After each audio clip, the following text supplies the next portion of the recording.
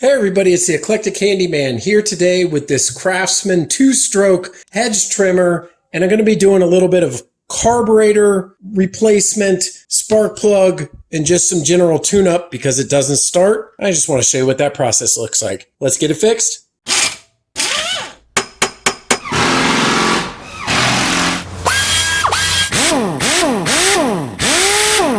Alright, so the purpose of this video is really just to show you what it's like to do some more advanced maintenance on small engines like this with carburetors. So no engine rebuild or rings or anything like that. And the reason why I know that this is the issue is because last year it started just fine and now it doesn't.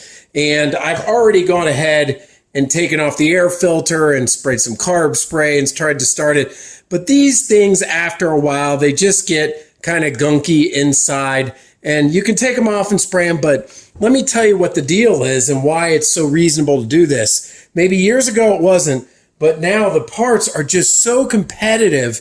I got this from Amazon. This is an entire kit that is made for this and engines like it that comes with fuel line, carburetor, air filter, an entire replacement carburetor right here, brand new, with a new bulb, because these go bad often as well.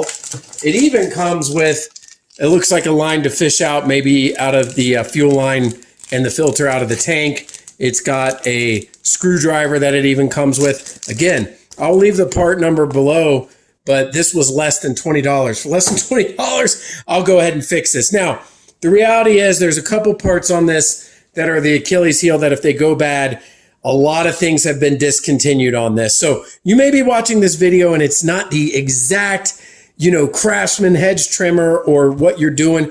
It's just to show you that it's not as difficult as you think. Maybe you can save a little bit of money and not take it into your local small engine repair and see how easy it is to unbolt and bolt back on.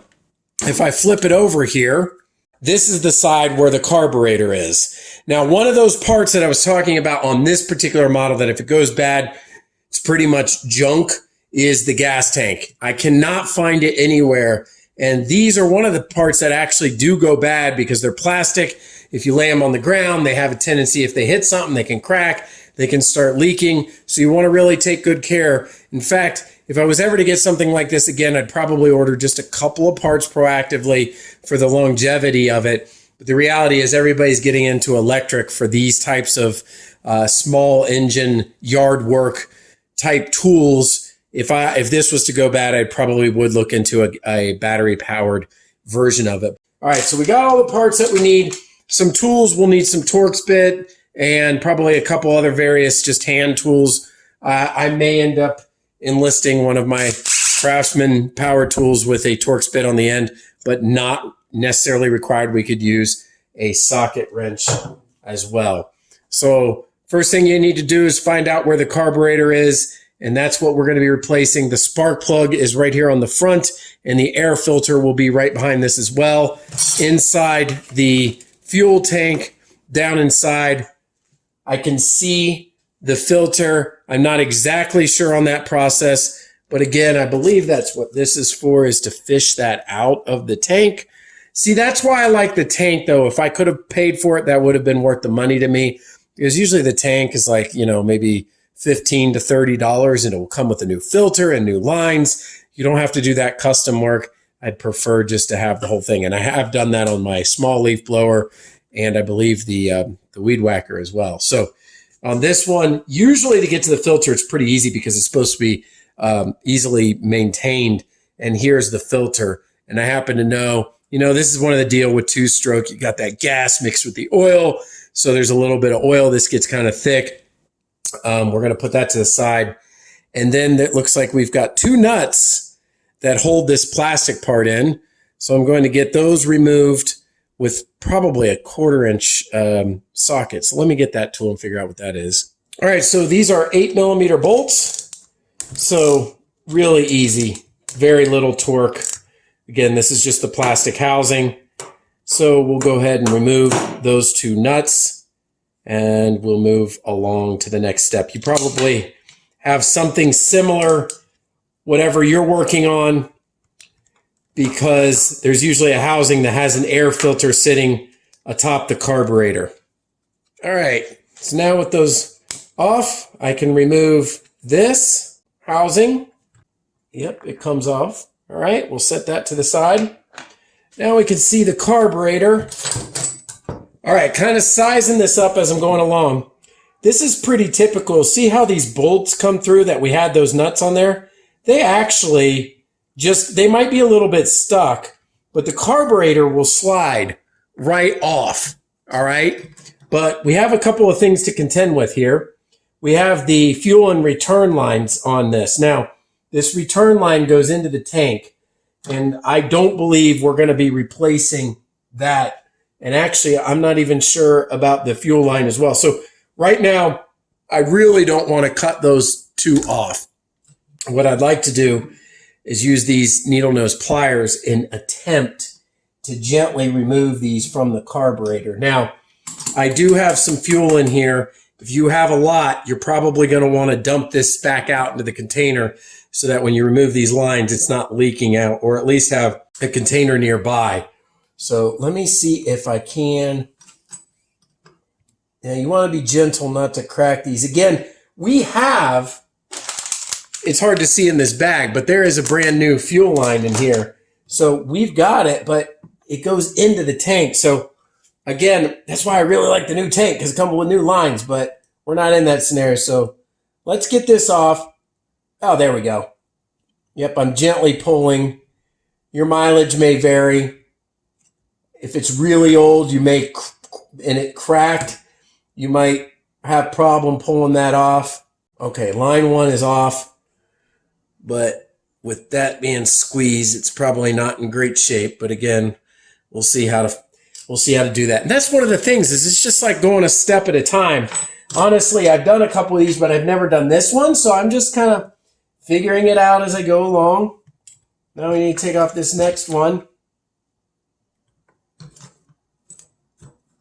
There we go. That was easy to come off. And I kind of put that one up in the air so it won't leak. All right, now I do have the throttle cable on here, but I should be able to, at this point, pull this off.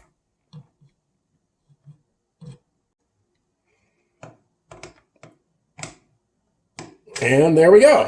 All right, so the carburetor is completely off. The only thing we need to do is remove the throttle line. So let's size that up and see how to do that. All right, pretty simple. Here's the throttle cable that goes into the carburetor. They're all variation of the same thing. So if you're working on a small engine, I just pull it down, just pulling on this lever on the carburetor, going to pull that out, and there, it's released. Now, the cable is still mounted to the carburetor right here. So we're going to have to remove that as well. And then hopefully we'll keep this adjustment in line. So let's go to that step. I actually want to show you real quickly one of the ways, because this nut, once I remove it and pull this out, we'll need to know about that spacing because of how far this cable comes through. But I can tell that it's resting on this screw right here. It's almost like a throttle stop. And so, because what we don't want is it pulled back and engaging the throttle with the new one. And we don't want it too loose where it stalls out when we put it on. So don't worry, no advanced adjustments. In fact, some of these I've never had to do this before. It's been just off and on without having to take it off like this. It's been just off here, and then you can remove it. So just want to take note, each different little model that we've got. There's no other way to disengage that. So yeah, I'm going to need to remove that nut, loosen it, and then that'll allow me to pull it through.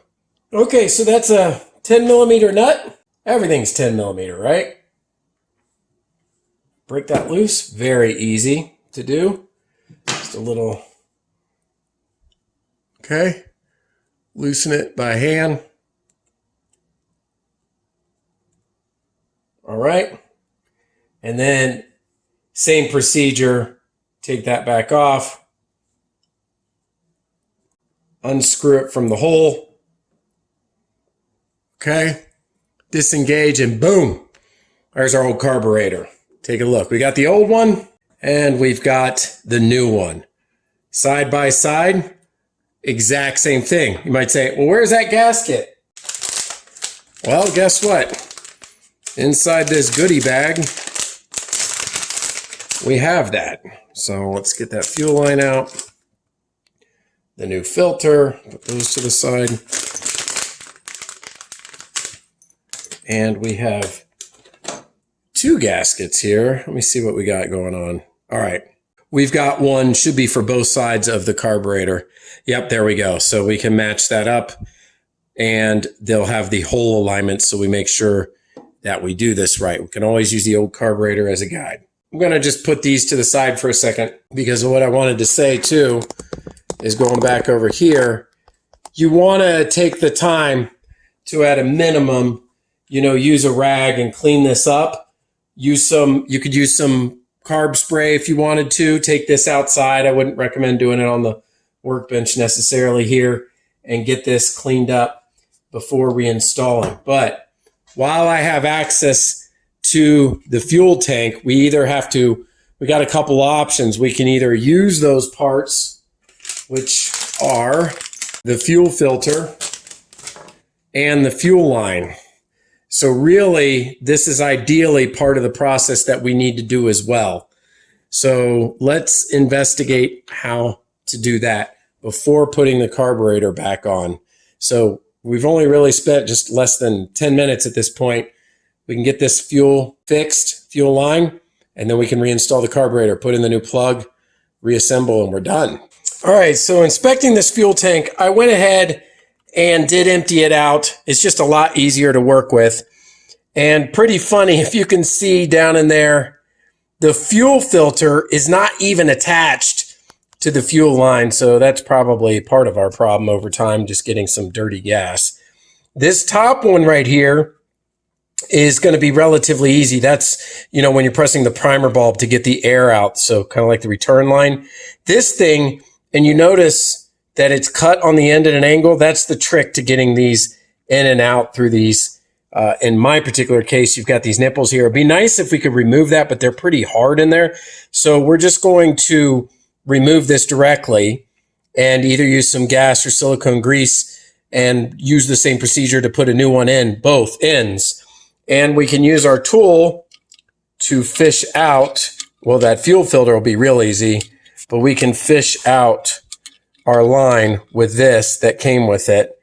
If you had a pair of long needle nose, you could do that as well. But once we get that out, we can feed it through. So we need to put a new line. Now, this will sit at the bottom of the tank with that filter, so it has some extra slack on it. So we will be using this new line, and we'll do the bottom one first, pull it through, put the new fuel filter on it, and then put this top return line, this short piece, through as well. Then we'll be ready to reconnect the carburetor. I'm going to go ahead and pull this one out. And because the fuel filter is not attached, I'll go ahead and pull this one out. I have a feeling these are going to be a nightmare to push back through. Yep, but we'll get it. We'll get it. All right. And then for me, because the filter was just laying in there, I should just be able to turn it over and grab it. There's the old filter. Okay, now we want to cut. We'll use these as a guide. You can use a knife or a good pair of scissors, whatever you got. Let's go ahead and cut the two lengths, measuring from the old. I'm going to give it just a little bit extra. There we go. And then again, to get this to go in easy, we do need to cut this at an angle. There we go. See that? All right. And we'll use some, let's make sure our lengths here are about equal. If not, I have plenty of line here. So that's the return, and that goes to the carburetor. That looks good. Again, use some, I'll get some spray lithium grease. Actually, I might get lucky. Let's see here. Would you look at that? Oh yeah. Sweet. All right, that that one's in. But let me show you what I could have done here. And I'll probably have to on the other, but is to use some silicone grease just on that where we're inserting the new fuel lines. All right, here's the deal on the next one. I'm going to use an extra long piece because what we have to do is put this in, fish it up, put on the new fuel filter, and then pull it back down to the bottom. Then we can cut it to length. So unfortunately for this one, because I want a good seal on this, I'm not going to be cutting this one at an angle, but I will give it the lithium grease. And let's see if I can do my best to get this in here without being a nightmare. Come on. It's like pushing on a rope. Oh, it went in. Yeah. I think that's probably the hardest part of the whole project right there. And if you need to, you can just, keep spraying a little bit more of that grease and then keep threading, pushing it through. This is going to be a patient process because I actually have to feed through to get all that line enough to pull it up and get that filter on. So that's going to take a few minutes. So what I'll do is just, spray a little bit of that silicone grease on it, feed it through and keep going. And then we'll get the filter on. So I'll be back in a minute. All right, once you got enough through, I was able to fish it up, catch it with my needle nose pliers to get a grip. And now it should be even easier to feed through because you're applying tension on both sides. So just a little trick there. All right, once I've got enough in place, I can go ahead and put the new fuel filter on. There we go. Just getting it started and slide it on. There's a little groove at the top that's going to sit into. Make sure that's on all the way. It is right in there so we can see it's in the little groove because once I drop this down, I don't really want to mess with it anymore. Now, we can pull this back out. We had to give ourselves extra slack to get the fuel filter on, but we want that at the bottom. So I'm going to go ahead and drop it or push it back down in. All right, it's sitting at the bottom and I can actually reuse my tool to kind of push it into place. I just want that fuel line to rest at the bottom like it did before, kind of in the bottom corner. That way you have a fuel pickup, and if needed, you can pull this back out. There we go. And kind of get it right to where you want it. So once you have that in place, in my case, I'm going to go ahead and use a screwdriver. Bingo. Like how it's looking. All right, let's take a peek inside there. All right, so coming in there, you can see that it's at the bottom of the tank. And you can put it in the back corner, any of these corners. Just want it at the lowest part of the tank for fuel pickup. Now, I'll wait till the carburetor's back in to snip this because I do not want to do this more than once and make sure that I have the right length, and we'll put it on the carburetor. So let's get that carburetor gasket and carburetor installed. Before putting the carburetor on, this did come with a carburetor adjustment tool. So you can put this in here. It's got a bunch of splined grooves in it, and there are two adjustments on the carburetor. Now, I'm not going to quite yet adjust this. Here's what I would do. We will take note on the old carburetor, putting it like a mark or using just this spline that has it. And I will count exactly left side and right side, how many times to turn in. And then I would turn out on the corresponding new carburetor, that same adjustment. So if I go in 1.5 turns, I would go to the new one and turn it out 1.5 turns. So whatever this is exactly is what I would translate into the new carburetor. But I'm going to first try to put it on factory and start it up. And if it runs well, I'm not going to touch anything. I'm just going to use that as a backup and wanted to show you what I would do in that case. All right, so let's go ahead and get that throttle cable put back on. So the carburetor goes like this. So we'll just kind of get it in place here. Slide that through and begin to thread it. Still has some gas residue, which has the oil on it. Now, I recall just about how much, again, it was bumped out. So just kind of testing it here. There we go. So we can see the tension. There we go. It's got a little bit of tension. That's about how much it was last time. So I can pull the throttle. There we go. And if needed, I can adjust. You can see the throttle stop there.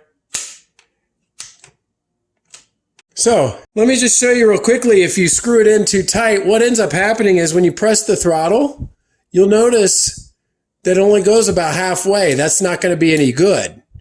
So the idea is that you want it, this is the throttle stop, so you want to adjust it. See, we're almost there.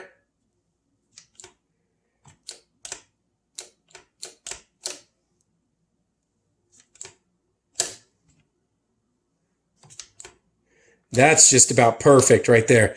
Come in just a little bit. I think that's just about perfect right there. There we go. We got the full range of throttle all the way. So I'm going to go ahead, take my 10mm wrench, tighten this down. This is one of those serviceable items that has nothing to do with a full carburetor replacement. If that throttle cable gets older, it will stretch out. Just like if you had a motorcycle or something else, and this cable over time, because it stretches out, you may get less full throttle. So right now, I'm just right about there, and we're in there. Okay, excellent. All right, so now it's time to put on the new gaskets. They're a little different shape than the old ones, so you might wonder which one goes on which side. But if you can see here, this one here has a larger hole than the one up on top here, and that represents each side of the carburetor. So the inlet and outlet. The outlet has a smaller hole. If you try to pair up the smaller hole in this gasket, that flange will actually hit the gasket. Also, there's this small hole here indicating the alignment. Sometimes there's a post on some carburetors that this will go on real nicely. And then I could either slide that gasket on first, or I could slide it on as a unit together. I can see very easily, and it goes on very nicely. All right, so the front one here, you have to kind of line it up and see. There's a hole down here which will align with this hole. And when I do this, it aligns with the carburetor and this hole right here. So that's looking good. Double check, because you can usually see the contour, because I can see this pitch at an angle right here lines up perfectly, plus that hole in the gasket. So I know I've got it right. Okay, before installing the air box and bolts, or nuts, excuse me, I need to reattach these fuel lines. So remember, the bottom one is extra long at this point. I really don't want to redo this. So I'm going to cut it. I'm going to push it. So let me just turn it a little bit. I'm going to measure. So this is the bottom one down here. I'm just going to measure a little bit extra of length and cut it, because I can always press a little bit more into the tank. But if I cut it short, well, you could pull some out, but you don't want to compromise the work you did inside. So I'm going to cut a flush cut, because again, this has to go over that nipple there. So I'm going to cut it right about here. And then I will push this on to the bottom. This is like the feed. This should be the feed line on the bottom of the carburetor. This goes on pretty nicely compared to having to press that through. But again, if you need to, spray a little bit of the silicone. In fact, I should have done that, because now it's being stubborn. Okay, so looking up under here, I got that line all the way on. Want to get it pushed on as much as possible, flush to the carburetor. This upper one, definitely going to get that silicone. Spray a little bit on it right here. Perfect. And then I've got this top line for the air purge. There we go. And again, this is why we haven't bolted on the carburetor yet, because we wanted a little bit of, if we need a little bit of flexibility to work in here. Good. That should not leak. All right, very good. So I got that pushed all the way on. My fingers hurt, even with the silicone. Not my favorite thing to do. I have another video on this channel. I can leave the link up there. This is just not fun sliding these lines in, on and off. Let's get on to the next step to put the airbox housing back on. All right, with the airbox here, go ahead, good time. Either hit it with some soap and water inside on the sink or just clean it out with a rag. Make sure there's no oil or residue. You can hit it with the cleaner if you want. You know, be careful. This is plastic. We don't want to be rough. Again, you don't want to get hit with one of these discontinued parts that one little thing will ruin the entire usage of your lawn equipment here. One suggestion I do have is once in a while, depending on the brand and how old it is, if you really want to keep the longevity of your whatever lawn and garden equipment it is, and a part is discontinued and you've searched high and low on the internet and can't find it, what you can do is go on like Facebook Marketplace and look and, bump it up to 50 mile, 100 mile rate, whatever you feel like driving, and see if somebody's got a used one. You can use it for parts. So whether the new one or the old one or whichever one, you can feed one from the other with parts, and that'll help you out there. Now, one of the things here is I could go ahead and it's very easy to come off so that we can put this on with the bolts and not have to worry about this. You just want to make sure you get the right orientation. So I happen to know the button's on top, so we can go like this. Yep. Everything's on there very nicely. You have the two original 8mm nut. Just get them hand started. Make sure we don't cross thread anything on those. And again, you don't need to pull from the back.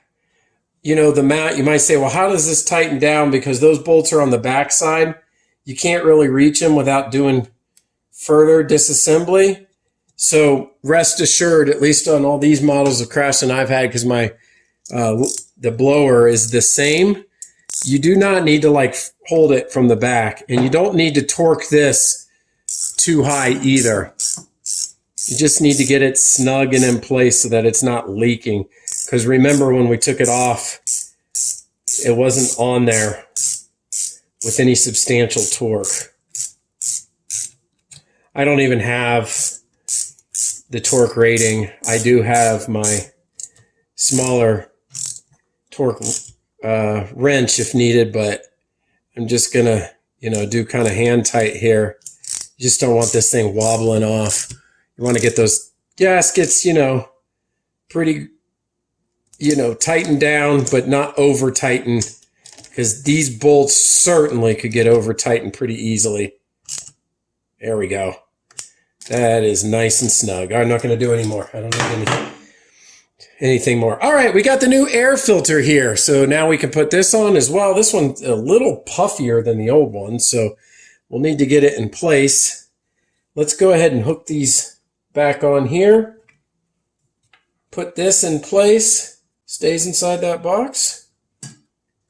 And should just go right over that button, which it did. And there we go. Make sure we can see the 3 different levels here. And then if you pull the trigger, all right, so we know that works. Fuel lines are on.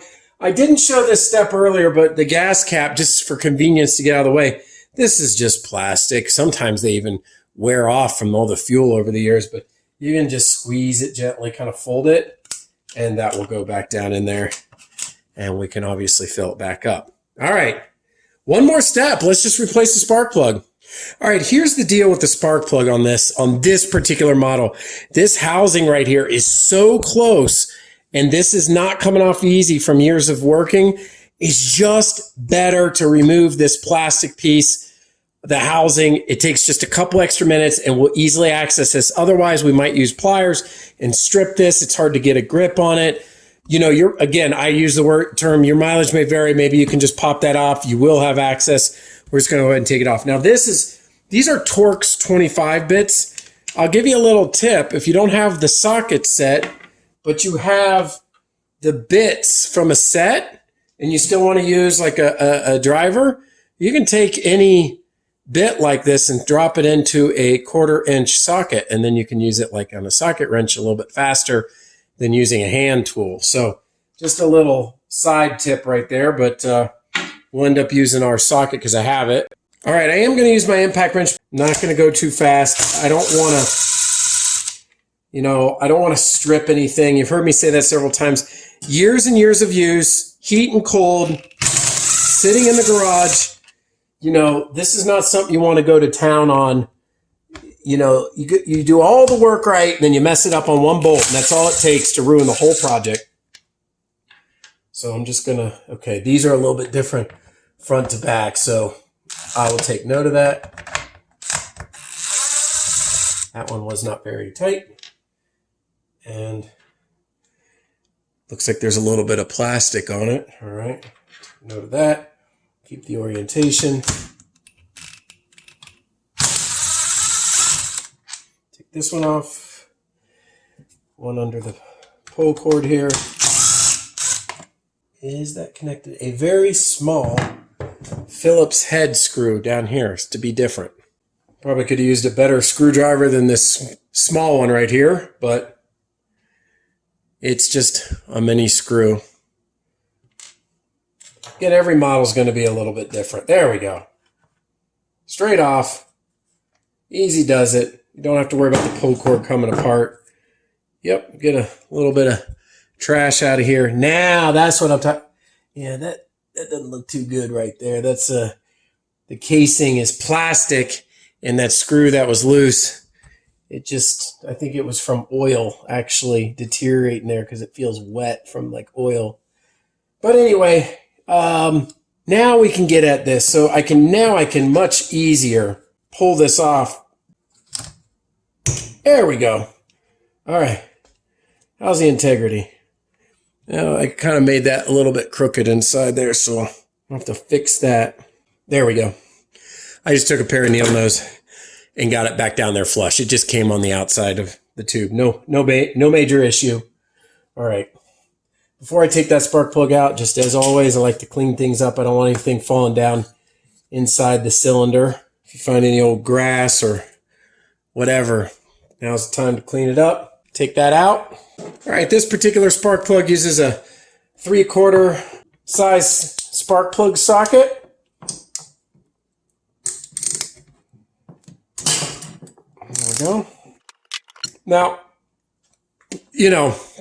2 cycles always going to be a little more rich because of the oil. So if you want to, you can clean up your plug, but they're so cheap. Now, let me talk about the spark plug for a minute. No rocket science here, but as I mentioned, the kit does come with one.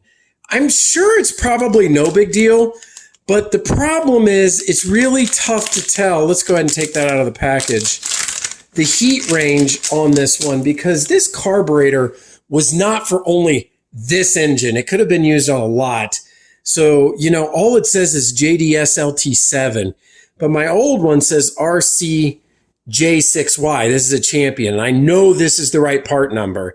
So, you got 6 here, 7. That could be a different heat range. It might be slightly off. It might not work as well. But you know what? If you're in a bind, it's a brand new spark plug. But, even just look at the install. Let's see. Okay, that's about right. They look different, but once they seat, it would be okay. But basically what I'm saying is I'm not going to use that. And so I thought the Champion I had sitting over here was the one I had, because I was planning on replacing it with the exact same one. But guess what? This is for, I think, my blower or the weed whacker. This is not the one, and I don't have another one of these. So I'm going to still hold true, and I'm just going to go ahead and clean this spark plug off because it's a little difficult to see, but it's actually okay. There, what is it, the electrode or whatever. So I'm going to use sandpaper, clean this up, and put it back in. Maybe I'll buy one of these off, online for a few bucks and then come back and do it in a few weeks. But I didn't really have any problem with the spark. So I can got a piece of sandpaper here, and I can clean this up. I used to do this years ago when I had a moped and old lawnmowers and everything. You didn't always, replace the plugs. They weren't necessarily completely bad. You do want to clean up any residue so none of this falls down into the engine. But you can see here, I actually have this cool little tool. I just don't have the compressor hooked up. It's this thing right here, which you could put the compressor in, and then you put the spark plug in here, and it's got all the sand. It'll clean up spark plugs, but you have to fire up the compressor for that, and that's a lot of work, but it is kind of cool. I got this at Harbor Freight years ago.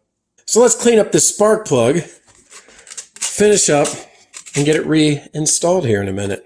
All right, there we go. I think it cleaned up pretty nicely. Hit it with some brake parts cleaner. Not the carb cleaner because it leaves that oily residue, which is great for the carb, but I don't know. I guess it really doesn't matter in the cylinder. You could use either, but just gets all that residue out, and we can reuse the plug. I think about that guy over Derek at Vice Grip Garage. I'm the complete opposite. That guy is so good about reusing parts and cleaning up parts. Me, I'm like, spark plug, buy a new one. Gas tank, if it's kind of bad, buy a new one. But the reality is there's a lot of logic in reusing what you can. If it's not broke, don't fix it. And I think that's not a cliche for no reason at all. You don't want to waste money. So, yeah, if you can reuse something or it's not that bad, go ahead. But today, I think for the $20 investment we made for all these new parts, I think it was well worth it. All right, let's get in there and just kind of clean up that spark plug hole first. You're going to get some residue. We just want to get everything as clean as possible. All right, got that clean. Easy does it. Put it back in. Here's another area we do not want to over torque. I mean, these lawn equipment pieces like this do vibrate a lot, so you don't want it loose, all right? But you don't, if you over torque it and you strip out the head, then you got a huge project you don't want to get into. And that's a video I'll let you all make about rethreading a spark plug socket. I think that'll do. All right. Put that spark plug back on. Again, if you did what I did, make sure it's in place. I heard it click in there all the way down. That's nice. It's routed the way it's supposed to be. Okay, let's put our cover back on. I don't think I need to show you putting back in every bolt. Just remember where they went. There's a few different ones. We'll just go in the reverse order. Make sure nothing's binding. Let's get this bolted back on. Everything's in place. We can fill it up with some fuel, take it outside, see if it starts. Okay, the only thing we're going to have to do, and I really don't know yet, is whether or not we're going to have to use that carb adjustment tool. The good news is we can get to that from right here in case I do have to make those adjustments. I've already talked about using the settings from the old one, but I wanted to just explain briefly. You see that L on my carburetor? It is marked here. These are the low and high side. Actually, you can see the H below. RPM adjustments. So the high side would be at full trigger squeeze and the low speed RPM would be at idle. And once the engine is warmed up, you can adjust these accordingly. So we can either use the old number of turns or we can adjust it by ear. I don't have a tachometer or any kind of specialized equipment. The main thing with the high side, which is always towards the air filter, low side will always be towards the engine. For the high side, when you squeeze the throttle, you want to make sure that you do not over rev the engine at the full trigger point. So you want to make sure that you don't have that set way too high. So be a little more conservative on the high side. And low side, you just want, depending on the piece of lawn equipment, sometimes it'll be slightly engaged, like on a weed trimmer, it might start to move a little bit. On this particular edger, I just want to make sure that it's got smooth initial idle up through the range. So I just wanted to explain that low and high side RPM idle adjustment on these small engine carburetors. So maybe I'll get lucky and stock it works. Just like on my blower when I replaced one of these, I didn't have to do a whole lot. But if not, we'll go ahead and adjust it. So let's get it filled up and try it out. All right, I'm going to make sure it primes correctly. 10, you can see it flowing through down there. So I know it's working correctly. Full choke with this particular model 3 times, then mid choke, and then fully started. So let's see how we're doing here.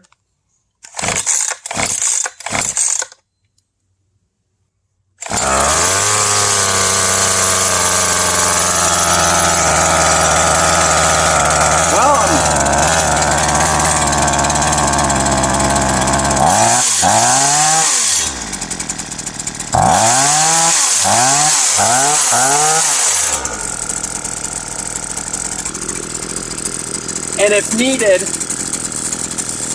again, there's through that little window, or we could take this off. And just to show you, I could adjust that low and high speed.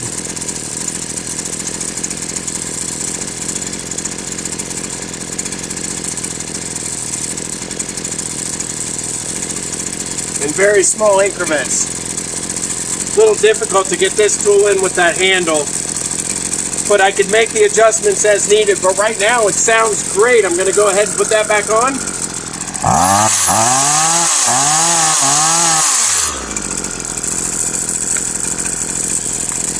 Maybe pop down the high speed just a hair.